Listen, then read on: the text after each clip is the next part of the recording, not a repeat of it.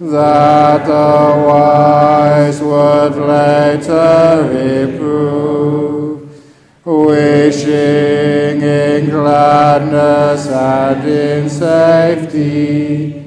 May all beings be happy. Whatever living beings there may be, whether they are weak or strong, omitting none, the great or the mighty, medium, short or small, the seen and the unseen, those living near and far away, those born and to be born, may all beings be happy. Let none deceive another, or despise any being in any state. Let none through anger or ill will wish harm upon another, even as a mother protects with her life her child, her only child, so with a boundless heart should one cherish all living beings, radiating kindness over the entire world, spreading upwards to the skies and downwards to the depths, outwards and unbounded, freed from hatred and ill will, whether standing or walking, seated or lying down, freed from drowsiness. One should sustain this recollection. This is said to be the sublime abiding, by not holding to false views, the pure-hearted one, having clarity of vision, being freed from all sense desires, is not born again into this world. Sadhu, sadhu, sadhu. Ha ha ha. Very good. Excellent. So, having that enjoyable chanting, now we have the enjoyable questions. Who's got the question baskets? Aha, here we are. Very good. So please come into the front seats. And again, if you can't hear over there, please just move back, because it's a bad place over there for hearing. Okay, here is the first question for this evening. Can you please explain? Answer no. I've got to be good. Can you explain how one can go from one jhana to the next, up to the fourth jhana? Can one go all the way up to the fourth jhana and not know? Can one come out of the first jhana and be able to contemplate the last four steps? The Anapanasati, which Makapala. Thank you. Yep. The next stage of meditation. Oops, sorry. Got this on. Actually, you don't need this because you can hear it. I've got my voice going. I'll put it on here. Okay, here we go. Oops. Okay, so the next stage of meditation. The next stage of meditation is always within the one you're in right now. So, the present moment. That's right in the middle of time, where you are right now. In the middle of that is present moment awareness. In the middle of the present moment awareness is the silence. In the middle of the silence, you'll find the breath. In the middle of the breath, you'll find the full awareness of the breath. In the middle of the full awareness of the breath, you'll find the delightful breath. In the middle of the delightful breath, you'll find the nimitta, the beautiful light. In the middle of the nimitta, you will find the first jhana. In the middle of the first jhana, right in the center, is the second jhana. In the middle of the second is the third. In the middle of the third is the fourth. In the middle of the fourth is the first immaterial jhana. In the middle of the first immaterial jhana, you'll find the second immaterial jhana. In the middle of the second, you'll find the third. In the middle of the third, you'll find the fourth. In the middle of the fourth, you will find nothing left. That's the end. There's actually an end to this. Everything ceases. Gone. Now the idea here is that you have to go in to where you are now, and there you go to the next stage. It's a brilliant teaching. You don't go on to another stage of meditation. Stay where you are and go in to wherever you happen to be, and there you find the next stage. So that's actually how you go from one to another. If you come out of the first jhana, are you able to contemplate the last 4 steps of the Anapanasati Sutra and reach Maggapada, the first stage of enlightenment? You don't have to contemplate the 4 stages. Any one will do. Just one jhana is enough if you're smart. Those of you who are not so smart, maybe second jhana. Those of you who are a bit slow, the third jhana. And maybe the dummies. No, I can't say things like that. But the deeper the jhana, the more powerful it is. But the first jhana is okay. So just get one jhana, that'll be enough for this retreat. What is the origin, the root word of meditation and what does it mean to you? Okay, remember meditation is the English word. And so, I go back to the Pali word, which is a Sanskrit word, samadhi.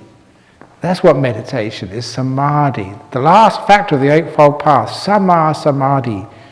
And samadhi is stillness. Beautiful, beautiful word. Perfect stillness.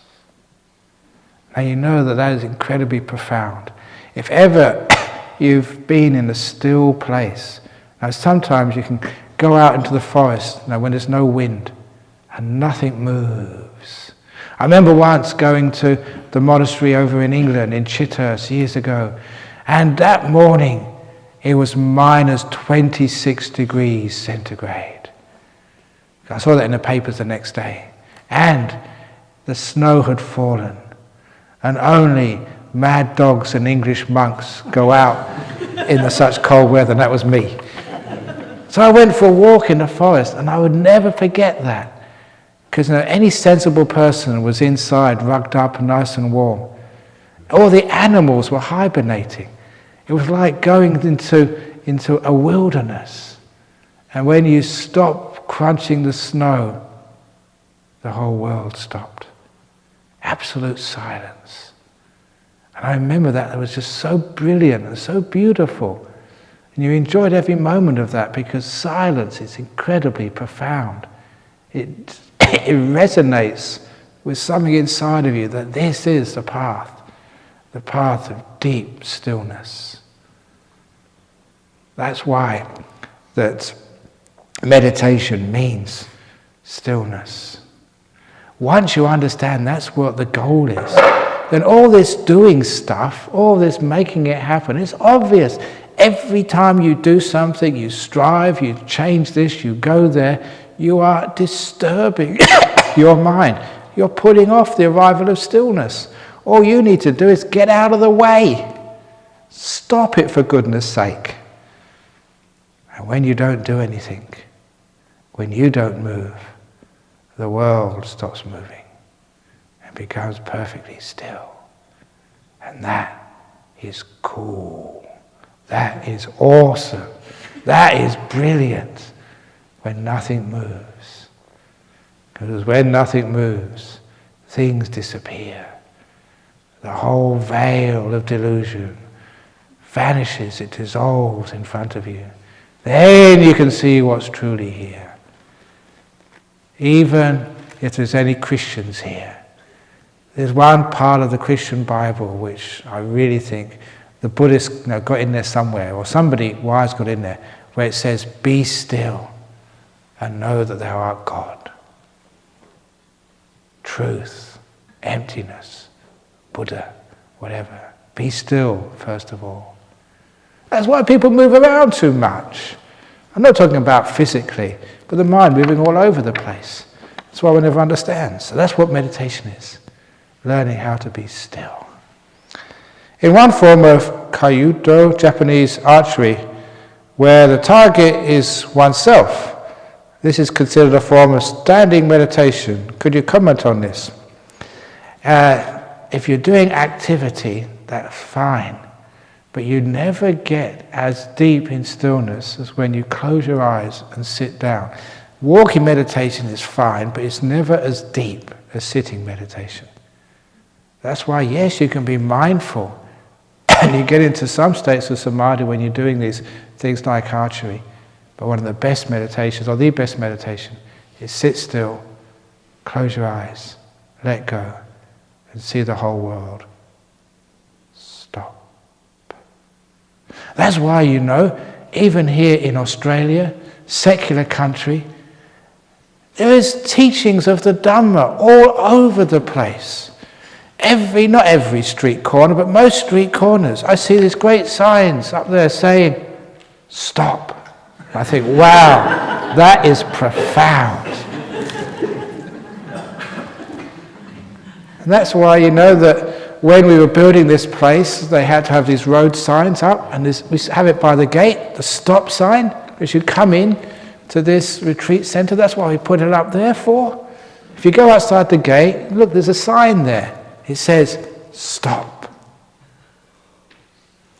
That's what you should do, and then you'll be totally enlightened. So, stop.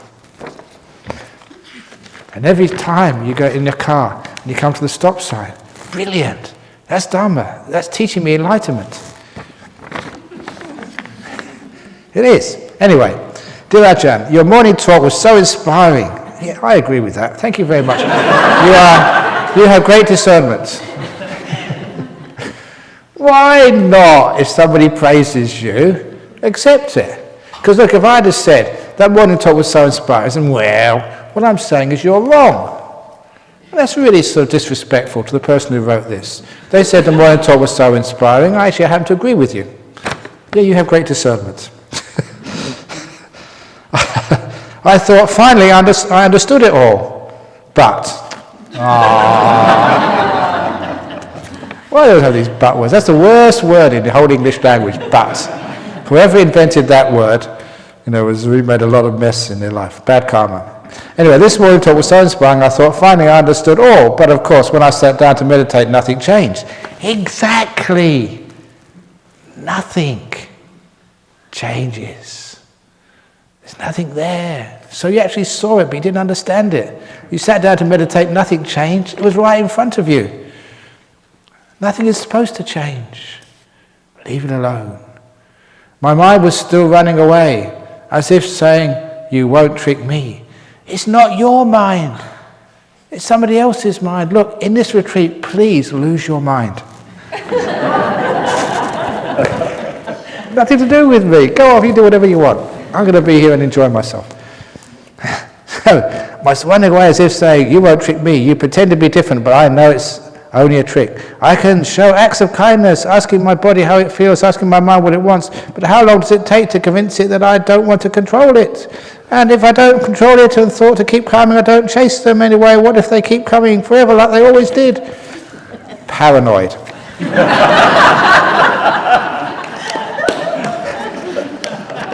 Come on, look, this works. So just shut up. Don't think so much. Just do it. That's the problem. So after a while, what happens? When you stop controlling, the mind is so lovely and peaceful. And you do that enough times and it gives you confidence. Oh, I can let go and everything is fine. I love telling the story of the doctors in Jerusalem. And if you don't believe me, when I go to monastery tomorrow, I've got the paper, the article, in my room somewhere, if I can find it amongst everything else. And they went on strike for about 4 weeks, the doctors in Jerusalem. And in those 4 weeks, the death rate plummeted. Not so many people died when the doctors weren't on the job. What does that tell you? Doctors are a danger for health. Oops, I think there's a doctor here somewhere. So. But it was fascinating. When you let things go and you stop worrying about things go perfectly well. So your job is just to relax. Stop worrying about things. And everything just goes so peacefully and so beautifully. You try and control things and you mess it all up. Does standing still count as meditation? Can one be meditating just standing in one spot? Okay, that's what's called, I mentioned that the other day, that's what's called Buckingham Palace meditation. Standing there just like these soldiers. And people try and trick them and sort of try and crack jokes and try to make them laugh or do something, but they're very highly trained. Just actually through willpower, that's all. But standing still, you get sore legs after a while, you get sore this. So standing still is not a very comfortable position. That is why it's nice. And if you stand still too long and somebody reports you or reports me, I will get taken to the Hague, the Hague Tribunal on Human Rights, because that's called a stress position. That's what they do in Guantanamo Bay. There's prolonged positions of stress. That's called torture. Making you stand still, without moving for hour and hour on end. So I'll be in trouble for that. So no. Standing still, you can meditate like that, but it's a bit too much force. Be kind to your body. We paid a lot of money for those chairs and those cushions, and you don't use them, you stand up. Oh, that's just totally disrespectful. I brought a Buddhist book to this retreat that I would like to read in my spare time, but I don't know if that would be appropriate to the purpose of the retreat. Should I read it? It depends on what Buddhist book it is, because people say all types of books are Buddhist. They say Harry Potter, well, it's about sort of Buddhist, it's all about impermanence and triumph of good over evil or whatever. So, yeah, of course you can read it. You can even read Harry Potter if you like, I don't care. It's your retreat. I'm not a school teacher. You're not going to get sent to the principal's office, if you read a book and make a mistake. Give yourself a break. Your retreat. So whatever you want to do, make it your retreat. And just be kind to yourself. And after a while, when you have this beautiful sense of freedom, you just want to meditate. And you don't have to be forced. Is it possible for a layperson to turn their life into a meditation after this retreat? Nope. I thought I'd get a better reaction than that. Well, of course, sort of. If so, how do we do this? And does it involve washing the breath during all activities except sleep? Oh my goodness, don't do that. When you're driving, you watch the road. You don't watch the breath. So that's the trouble. You've got to do many, many things in life. So don't always meditate, and just by watching the breath. You go crazy that way. And when you're even here in this place, if you're cutting the vegetables, don't watch your breath, watch the knife. You cut your fingers, and the fingers will go in the curry, and then we'll be in big trouble. So keep it natural. What you really should do, this is serious now, because I've been messing around.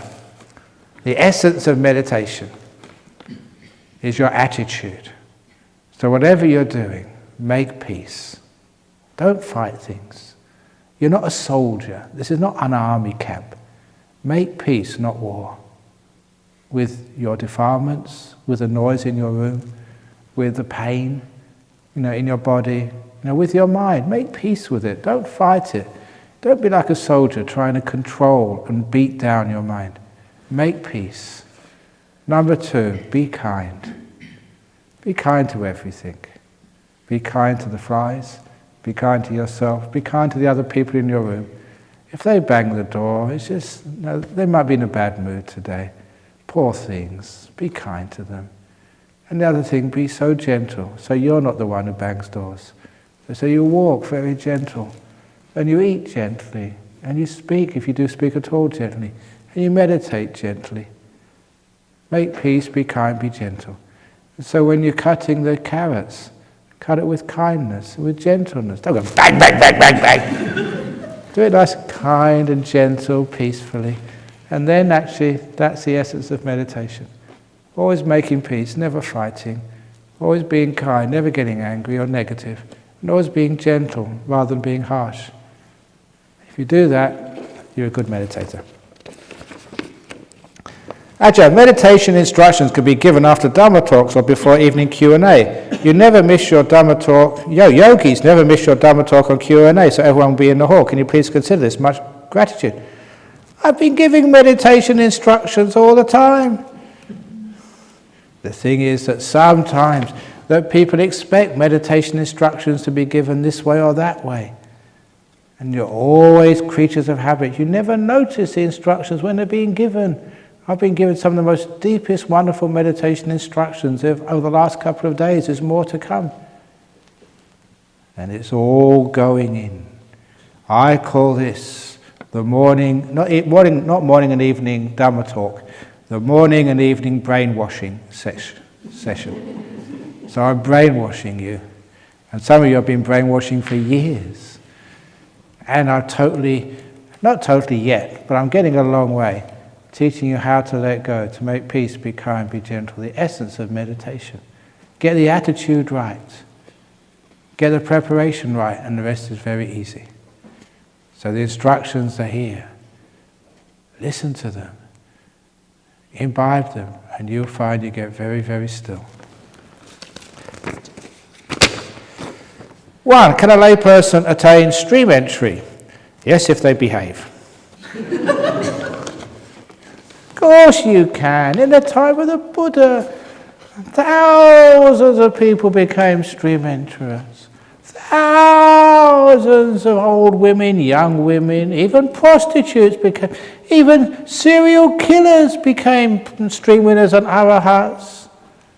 Any serial killers here? Any prostitutes here?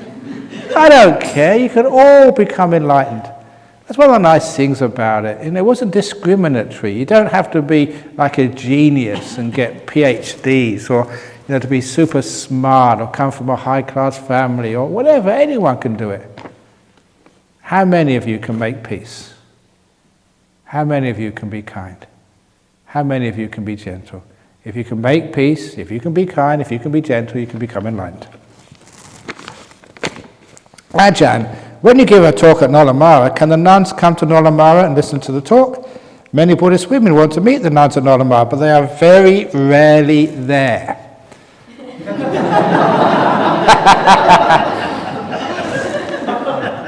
No, we want them to give the talks. That's wonderful if they give the talks over at Nolamara. At the moment, they are really, really, really busy. Because now they're building this big sala project. So, if you go out to in front of the offices there, is the model still there? The model's not there anymore, no, but they've got the brochures there. Look, because, was it just over 2 years ago that I ordained these ladies. I got into big trouble as a result, but, you don't mind doing that.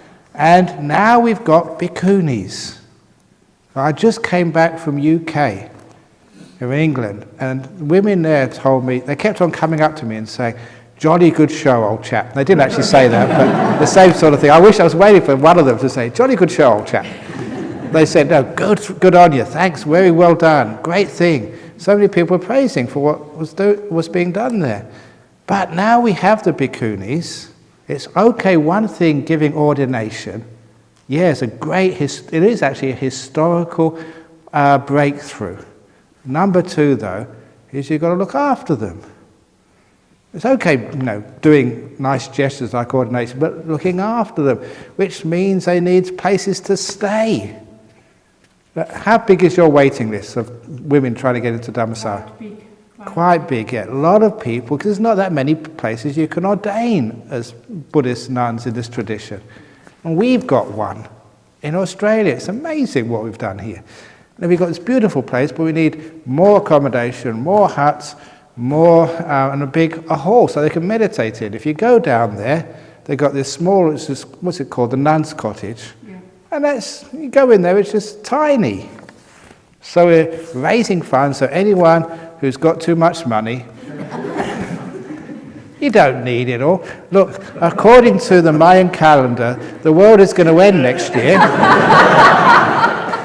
So just keep enough for 12 months, and the rest to give to the nuns' monastery. And anyone else asks, well, if the world's going to end in 12 months, what do you need for accommodation in the nuns' monastery for?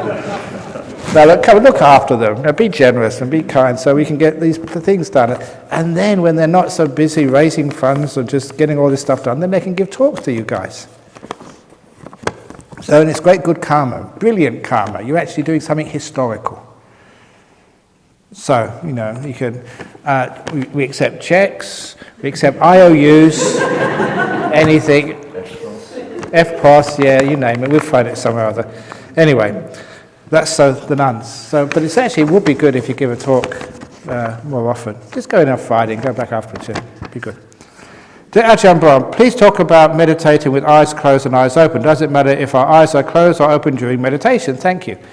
And look, if you keep your eyes open when you're meditating, then it means that people can't pick their nose or scratch their bum, because they're afraid of, what other people are doing when you're looking at them.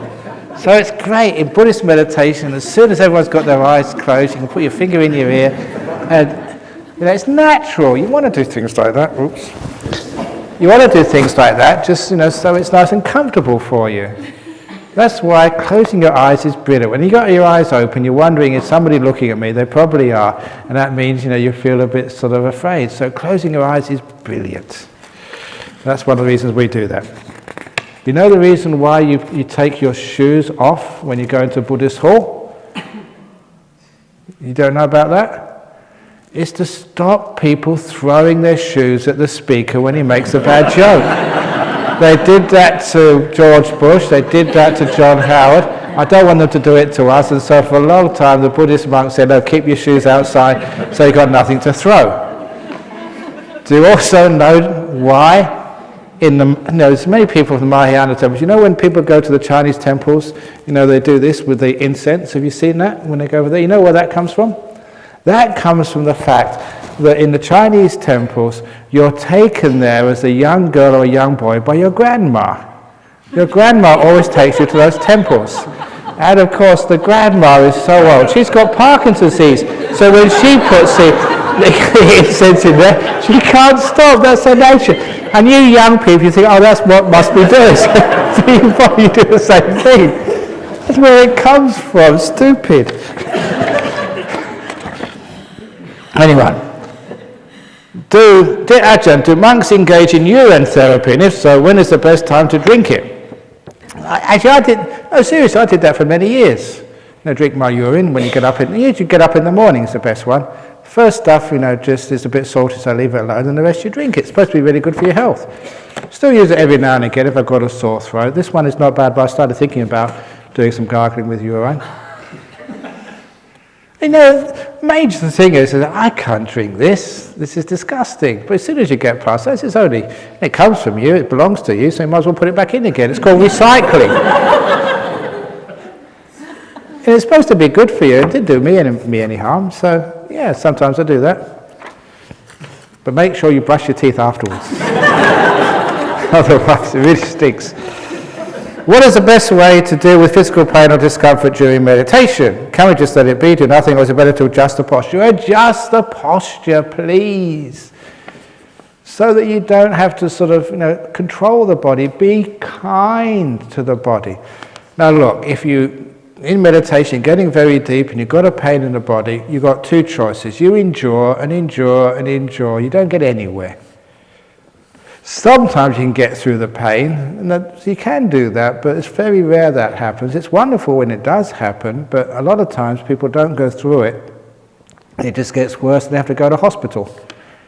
There's one of them, I don't mind mentioning his name, Ajahn Munindo. He's the monk in Jhana, one of the senior monks in England.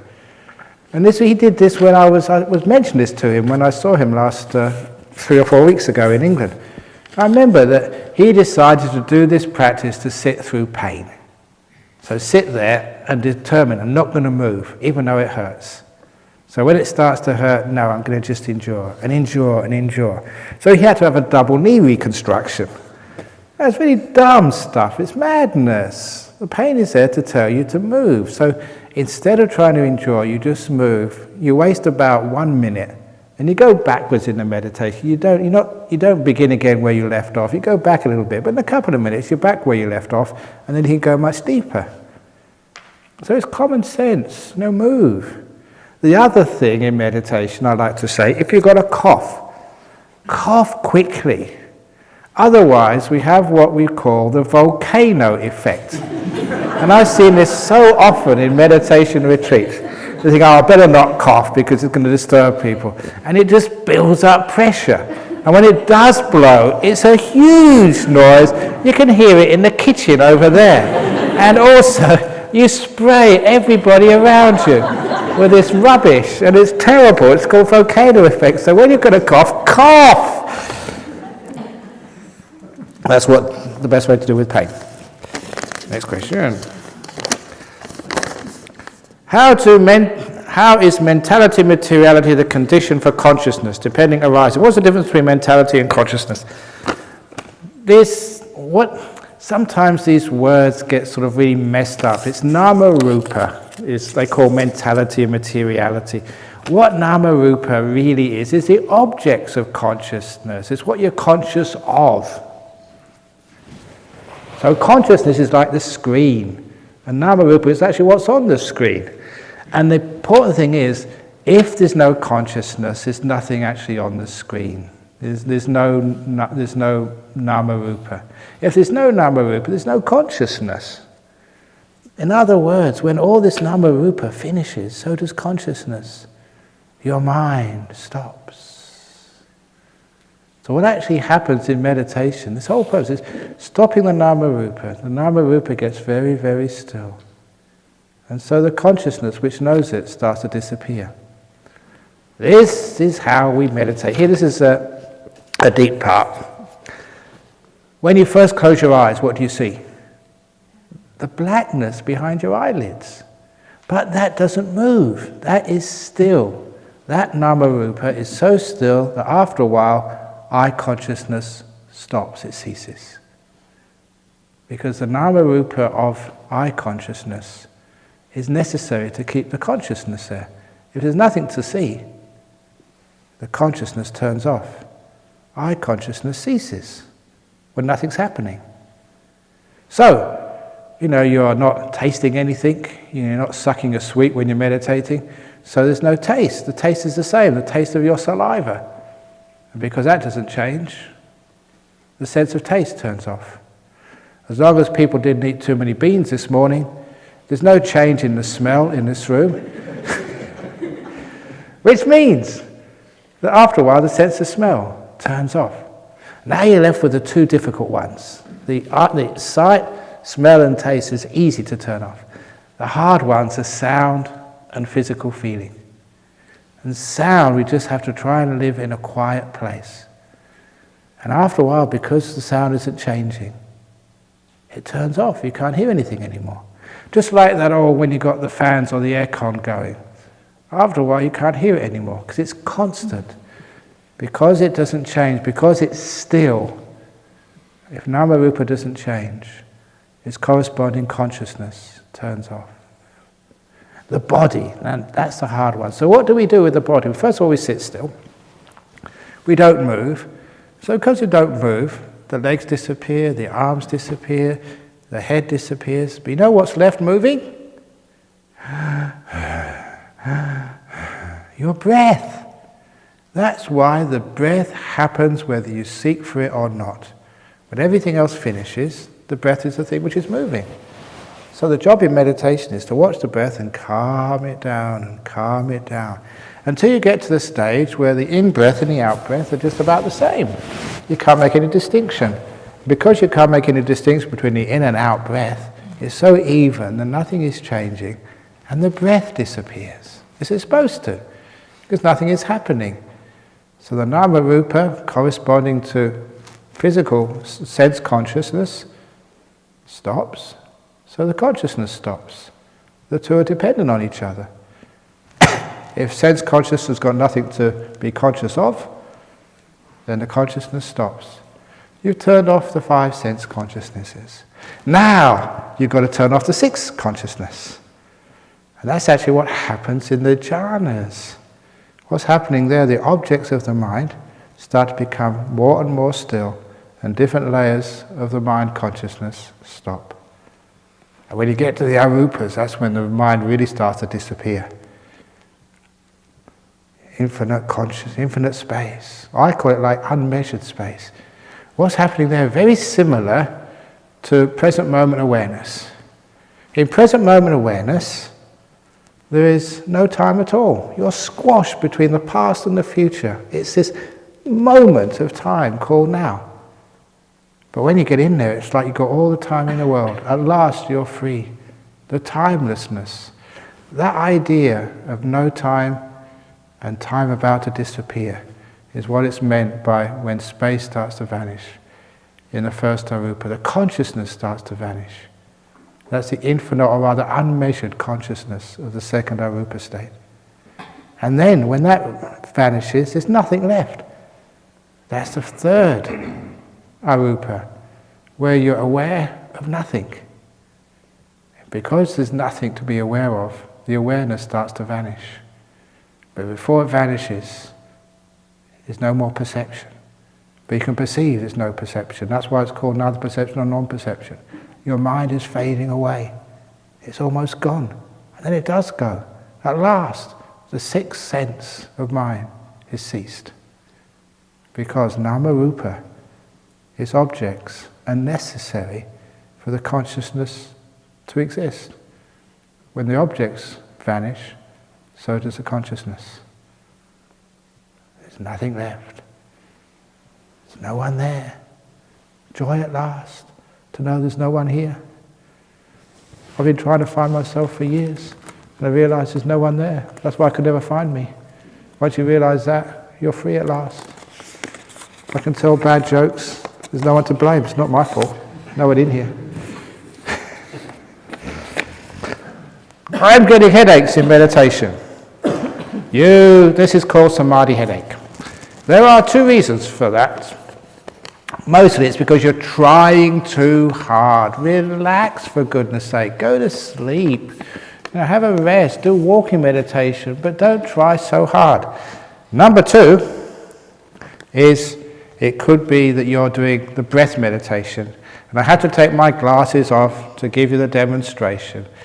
Because when you do breath meditation, most times people, I'm going to mention this tomorrow, you focus on the tip of your nose. I don't know where that came from, that stupid instructions. Don't follow that, because what happens if you watch the tip of the nose? You've got your eyes closed, but I'm keeping my eyes open. What you actually do when your mind watches the tip of the nose, so do your eyes as well, and you go like this. And that'll give anyone a headache after 5 minutes. So if people are doing breath meditation, if you could peel their eyelids up, you see they're cross-eyed. It's just the nature, because whatever your mind watches, actually your eyes tend to watch as well. So that's the problem there. So it could be because you're doing the breath at the tip of the nose, causes you headaches, that's very common, or it's just because you're trying too hard. Here we go. I'm obsessive about cleanliness and rules. I cannot leave the house without knowing the toilet seat is down. I have to check 3 or 4 times before I leave the house. I cannot break a rule, otherwise I feel guilty. Oh my goodness. You know, there's actually, talk about bad jokes. There's that story about the Catholic nun who died and went up to heaven. And when she got up to heaven, she saw God. And on his right side was not Jesus. On his right side was a cleaner. You know, one of these ladies, with the mop and the bucket, who cleans the offices at night. And he says, I thought Jesus would be on the right side of God. And the angel said, no, haven't you heard? Cleanliness is next to godliness.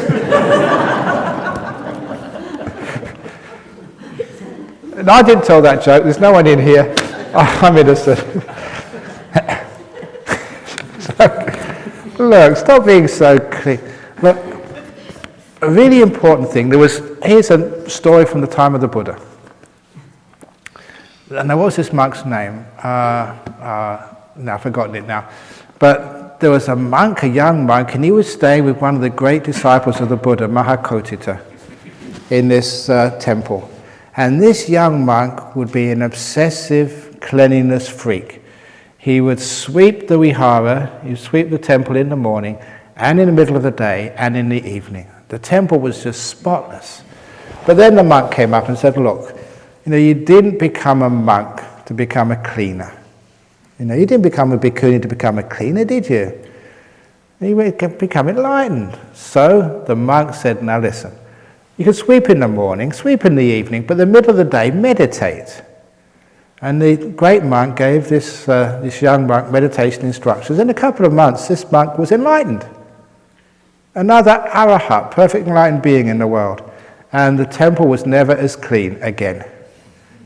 But what would you rather have in the world? Another enlightened being and a dirty temple, or a spick and span temple with no enlightened beings? What is a temple here for? This place is here for you to meditate. It's not, you're not here for the temple's here for you. That's why I'd rather have a dirty monastery and happy monks than a monastery where everything is clean and well swept and well ordered, where people are just miserable. So the cleanliness of the heart is more important than the cleanliness of the toilet. It's more good that you put your depression down or your anger down than the toilet seat down. And it's best you check 3 or 4 times a day that you're happy than to check 3 or 4 times that your house is safe. So remember, the main rules are inside the heart, not outside there. So keep the rules of the heart, don't keep the rules outside. Is meditation a reflection of our lives, or our lives reflected in meditation? Both. It's an easy one. Is meditation a reflection of your life? Yeah, of course it is. And life is a reflection of meditation. They both go together. Most monetary retreats are segregated. Women one side, men on the other. Why is this one so liberal? What's the difference between men and women? Look, men and women are only different for a few years of their life. And I know this because, part of the tradition, it's not just Thai, but it's other people do this as well. When they have a baby, they want it to be blessed. So they come up to me and I have to hold the baby. They actually offer it like they offer a gift, like they offer Dana. So they offered me the baby, and so that means I become like their godparent or their Buddha parent, whatever you call it. And then I have to give it back to them. Say, no, okay, the baby is now mine, it's Dana, belongs to the monastery, but now I give it back to you to look after. I usually can't give it away quick enough just because they don't run out and leave me with it. I don't know anything about babies or before they poo and make a stink on my robe. So that's actually what they do. But I don't know which one is which these days. In the old days, the little girls would be pink and the boys would be blue, and you'd be able to tell who was who. And these days, I can't tell. There's all sorts of colours they dress their babies in. And it's true, isn't it? Because then when you're a kid, if it wasn't for the clothes you wear, you wouldn't know who's a girl and a boy. Until they get to about 12 or 13, then they separate. Men and women separate for the purpose of procreation, having babies. And they're separate, and they're very different. But when they get to about 30 or 40, if you didn't have boob uplifts or wonder bras and dye your hair, then we all come to this. We all get the same again. Your breasts droop. Your hair goes all grey. We all look the same, and just you get fat. Men get fat as well. And so the only time you can really distinguish in nature between male and female is that particular time, 13, 14, from puberty up to menopause, and then you're all the same again. I kind of like that. We begin the same, and we separate out, just for for getting more sort of members of the human race, and then we all come together at the end again, and no distinction. And because most of you are old already and well past it, that's why there's no point in segregation. I keep it just, men and girls sitting up together, it's okay. And then sometimes you feel a bit weird, why is it segregated like that? It's not like school, it's not like the army, so you don't have to do that. How do we keep the flies from disturbing our meditation? I said this earlier, it's not the flies disturb the meditation, it's you disturb the flies. So let them be. Invite them in. Flies, the door of my nose is open to you. When we have a choice of two tasks, how do we retain the wisdom of choosing the right task to do? This is actually what I learned last year. It's a very brilliant technique. You've got a choice of two tasks. Toss a coin. Actually, where was it I said this? I said this when I was over in Norway, that's right. And this was amazing, because a girl asked this question, if I have a choice, how do I make the choice? And I'd say, well, say you're making a choice whether to marry your boyfriend or not. She heard that. I sussed her out straight away. She was so embarrassed, because that's what she really wanted to ask. She never asked a question again. Straight away I picked the spot, and she was so embarrassed. She went red, holding her head, and everybody started laughing. It was brilliant. I really enjoyed that moment. She didn't, of course. But I said, look, this is what you do. Whether to marry your boyfriend or not marry the boyfriend. Take a coin and you toss it up. But this is complicated. It's not just tossing a coin like you think. Toss a coin. Heads I marry him, tails I don't. Okay, that's the deal. So you toss it up and it gets heads. Heads I marry him. And you think, 2 out of 3. That means you don't want to marry him. If it comes up tails, no, you think, I'll try it again. That means you do want to marry him. Because tossing up a coin is not to make the decision. The tossing the coin is to find out what you really want to do. And if you get disappointed, when it comes up heads or tails, it means you never didn't really want to do that, did you? So what it's doing is actually getting in touch with, what you really want, your intuition, your inner feeling of things. If you feel, I want to do it again, that means whatever's come up is not what you want to do. Do the opposite. That's the tossing the coin method. It's very brilliant. When I am totally silent and concentrating on my breath, my stomach is making noises which disturbs me. Shall I continue concentrating on my breath or get something to eat to stop the growling? I'm not hungry, actually. No, enjoy the sounds. It's like music. The growling this way and growling that way. It's like, some of this, the music, the rock music, and I think the grunge music, I think that's probably what, I never heard grunge music before, but that's probably what it sounds like in your tummy. So, no, just, if it makes noises, just enjoy it. Make peace, be kind, be gentle. Don't try and get rid of things. Incorporate them in your meditation. And just enjoy the mind, just being with them. Woo, woo. Have fun with it. Even better, ask Dania to get the microphone and record it as a memento, so when you go home, you can play it back to yourself. What is the meaning of life, as described by Buddhism, and why are we here? Why you are here, because you have to be somewhere, you just happen to be here, so this is good enough. Actually, when I ask that question, whenever I ask that question, I'm always here. Wherever I go, I'm always here. It's really weird, isn't it? I go to London, and I'm here. And I'm in Jhana Grove, and I'm here again. Wherever you go in life, you're here. So the world hasn't changed. Now I'm sitting here, and just the scenery changes. Now you're here. I just sit here, and then I'm in my bedroom. The scene's same, but I'm always here. I don't change, you change. And the meaning of life. Maybe tomorrow evening I'll show you the meaning of life. I've got this machine which demonstrates the meaning of life. And if you can, monks know that machine. Maybe, Pema Santuti, can you remind me to bring it tomorrow? If I forget, can you bring the Meaning of Life machine? It's incredibly profound. That's coming tomorrow.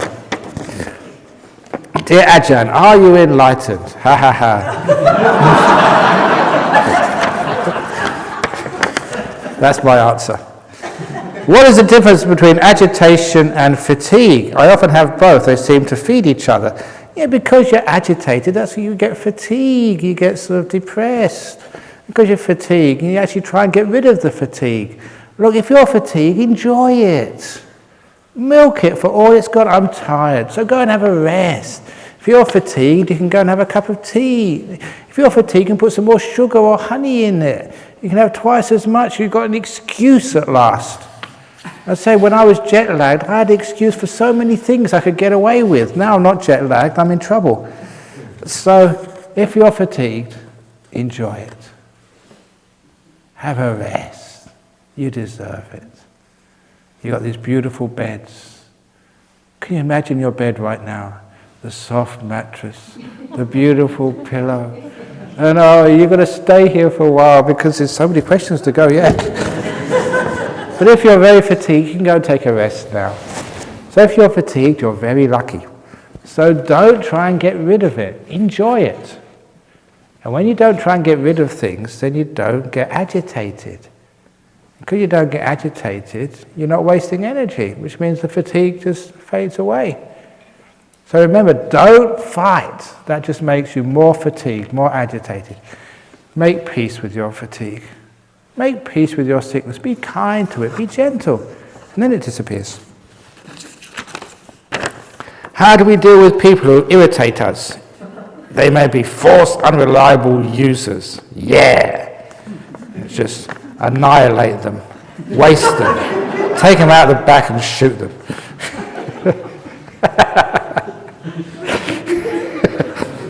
Yeah, they don't deserve to live, do they? Those irritators. No. That is not the way to get rid of people who irritate us. Because sooner or later, if you deal with people who irritate you that way, you'll actually face yourself, and you are the person who irritates you the most. So you'll have to deal with yourself the same way. Beat yourself up, shoot yourself, take you around the back, get rid of you. No, the only way to deal with people who irritate us is to tolerate. And the way to tolerate a person is to think of all the other things they do, not just the irritating things, but all the beautiful things they do. Don't just look at the 2 bad bricks in the wall. Look at all the other bricks in the wall. And if they really do irritate you a lot, they become your teacher. When first few months in Thailand, the mosquitoes would irritate you so much, and it was worse for the Western monks. We used to get bitten maybe 10 or 20 times as much as the Thai monks did. I didn't understand. At first I thought what it was. Now look, if you were in Thailand, you are lucky because you've got hair on your head. And you see what I'm supposed to, if it's in Thailand it's so hot, we have the bare shoulder. So literally, we had more seats at the dinner table for the mosquitoes. More of them could get on you because you had more exposed skin. And number 2, there was the very first time in Thailand that there were Westerners in that area. I went to many villages. I was the first Western, the first white man they'd seen in the village, let alone a monk. So that was the same with the mosquitoes. It was the first time there was Western food in that area of Thailand. You know what it's like, a new Chinese restaurant, a new sort of Lebanese restaurant. People love to taste it, first of all. It's like a speciality, it's a rarity, a novelty. So all the mosquitoes were going around and telling their mates, hey, there's Western food at this monastery, come and taste it, it's a novelty. So we got bitten to death. And we complained to Ajahn Chah, look, can't we get some repellent? Can't we get some mosquito coils? Can't we get some mosquito nets? Help us, look, we're getting bitten to death. And Ajahn Chah told us, from now on, you call those mosquitoes Ajahn mosquito. They are now going to be your teachers, not me. And it's true, you learn a lot from irritating things. So, if life wasn't irritating, there would be no reason to meditate. You wouldn't be here, would you? It's because people have irritated you, because life has been irritating, because everything is irritating. That's why you come here to find some peace. So thank goodness for irritation. And then after a while, sort of you understand that this is the nature of the world, so you learn how to be at peace with the irritations of life. That's how you do it.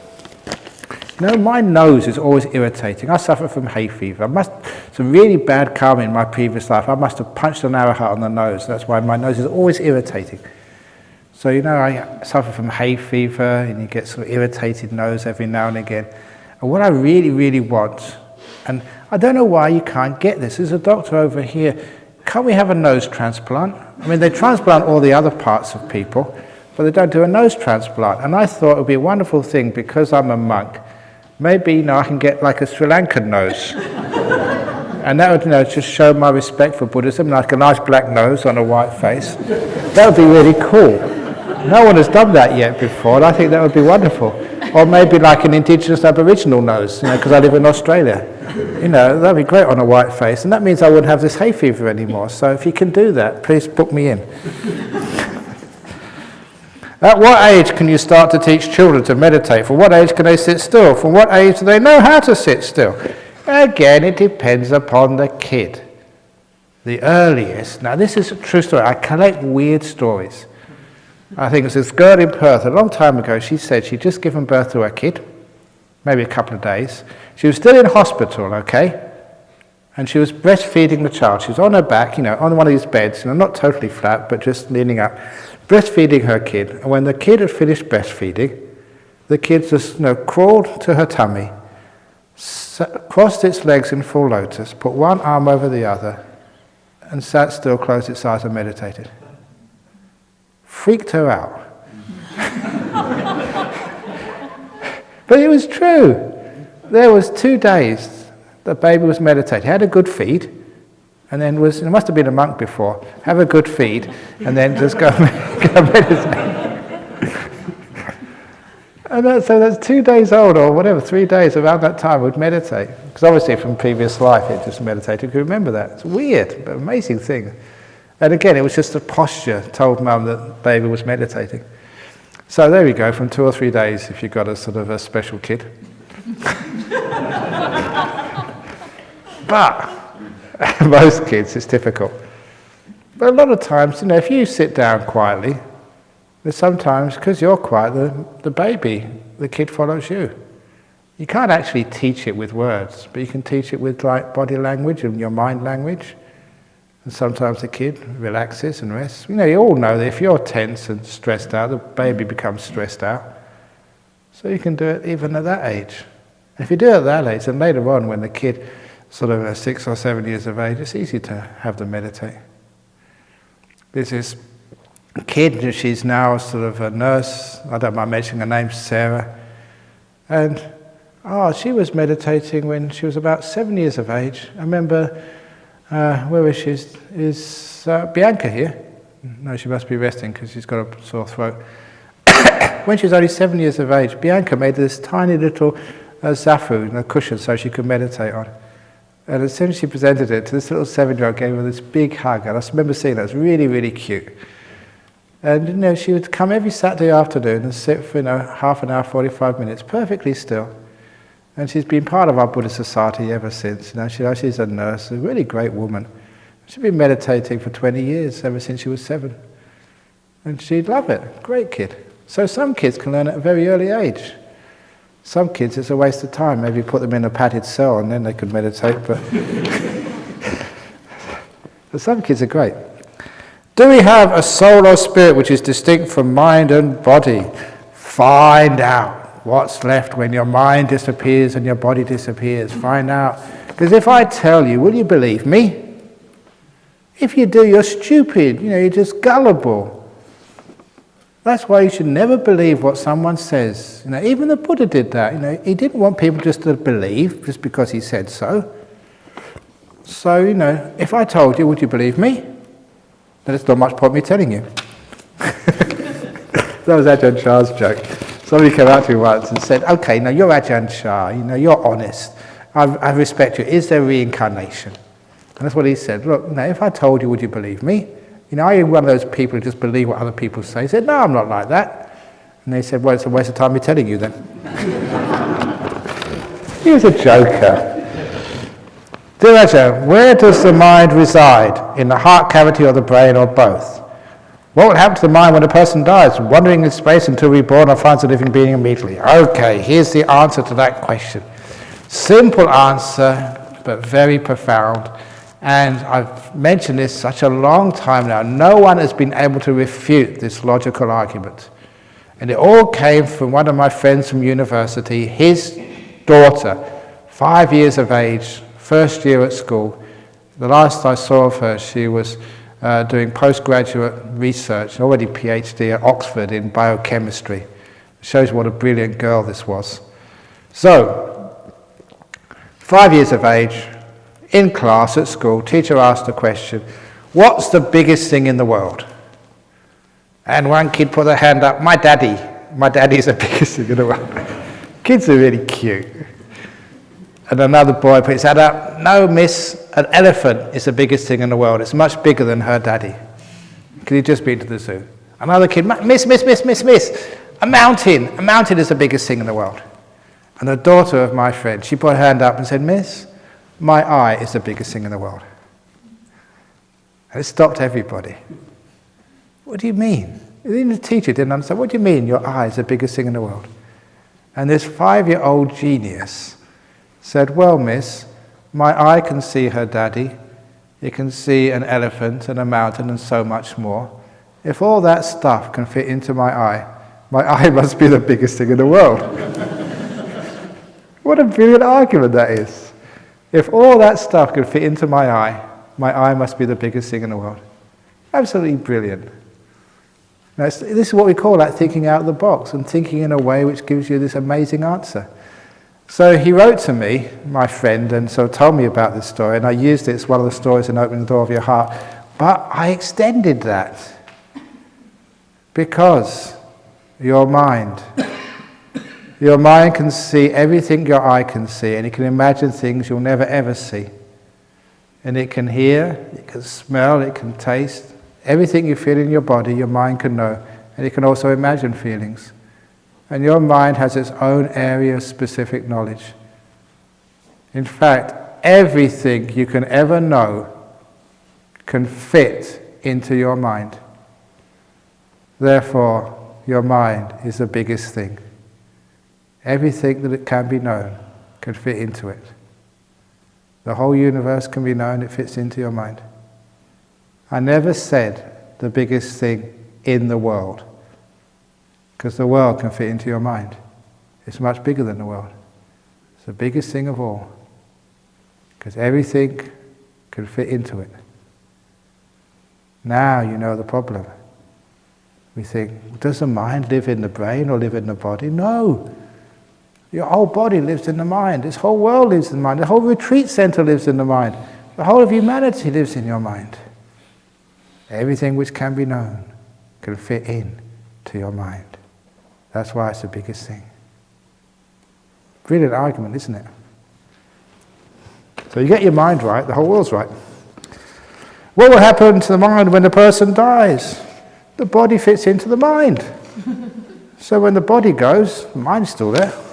If it was the other way around, the mind fed into the body, then the body dies, you'd be in big trouble. But because the body fits into the mind, therefore when the body dies, it's only losing a bit. Still lots left. There we go, that's enough of that. If you don't believe me, commit suicide tonight. And,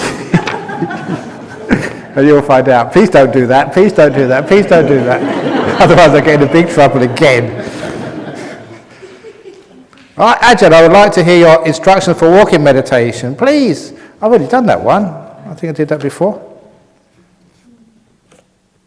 Oh yeah, these are the ones from yesterday. What are they doing here again?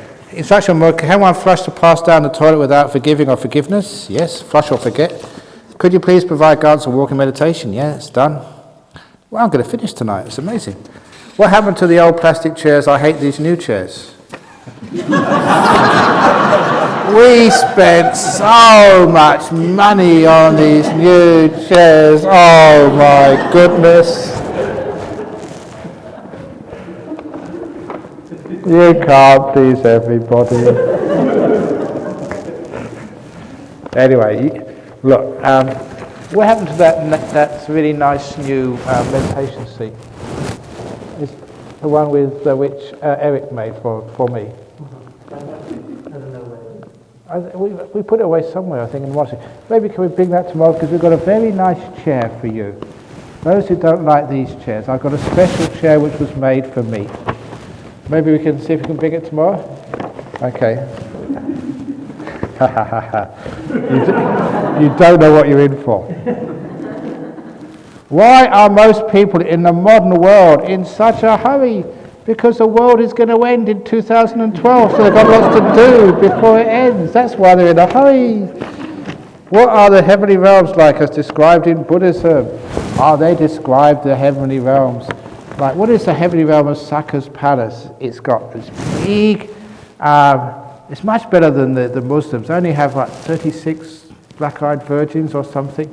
In these ones, they've got, I think, was it 84,000 turrets in the palace, and every turret's got 84,000 bimbos, and every,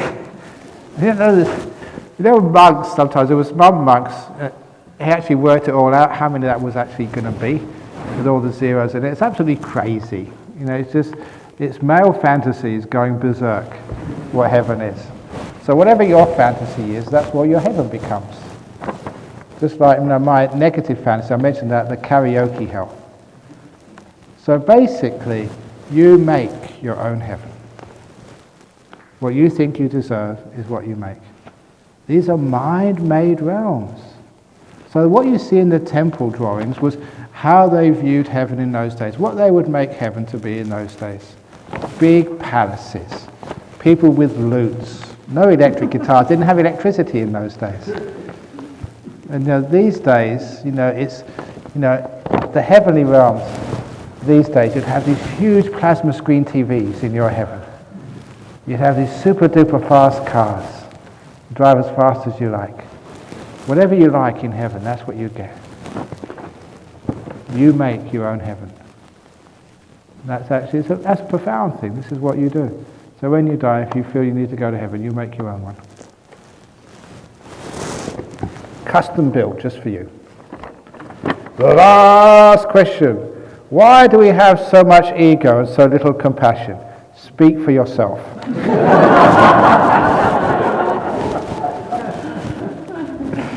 Okay, that's enough for tonight, folks. So tomorrow morning we have to get the chair.